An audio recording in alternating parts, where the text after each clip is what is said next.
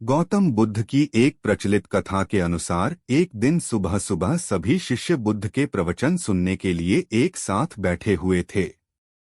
कुछ देर बाद बुद्ध अपने साथ एक रस्सी लेकर आए। हाथ में रस्सी देखकर सभी शिष्यों को हैरानी हुई। बुद्ध अपने आसन पर बैठे और उन्होंने रस्सी में एक के बाद एक 3 गांठ बांध दी। इसके बाद उन्होंने शिष्यों से पूछा कि क्या ये वही रस्सी है जो गांठ बांधने से पहले थी। इस प्रश्न के जवाब में एक शिष्य ने कहा कि इसका उत्तर थोड़ा मुश्किल है। ये हमारे देखने के तरीके पर निर्भर करता है। एक तरह से तो रस्सी वही है, इसमें कोई बदलाव नहीं है। एक अन्य शिष्य ने कहा कि अब इसमें 3 गांठें लगी हुई हैं, जो कि पहले रस्सी में नहीं थीं। इसे बदला हुआ भी कह सकते हैं।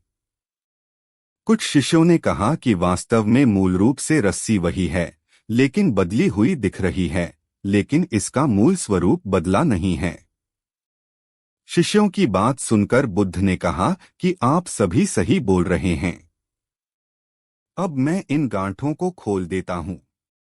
ये बोलकर बुद्ध रस्सी के दोनों सिरों को खींचने लगे। बुद्ध ने पूछा कि क्या इस प्रकार रस्सी की गांठें खुल जाएंगी। सभी शिष्यों ने कहा कि नहीं, ऐसा करने से तो गांठें और ज्यादा कस जाएंगी। इन्हें खोलना और मुश्किल हो जाएगा। बुद्ध ने कहा कि ठीक है, अब एक अंतिम प्रश्न, इन गांठों को खोलने के लिए हमें क्या करना होगा। शिष्यों ने कहा कि हमें इन गांठों को ध्यान से देखना होगा, जिससे हम जान सकें कि इन्हें कैसे लगाया गया है। इसके बाद हम गांठें आसानी से खोल सकते हैं। बुद्ध इस जवाब से संतुष्ट हो गए और उन्होंने कहा कि ये सही बात है।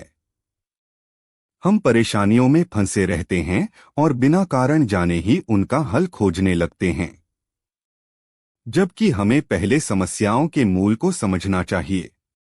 जब समस्याओं की वजह समझ आ जाएगी तो उन्हें सुलझाना बहुत ही आसान हो सकता है।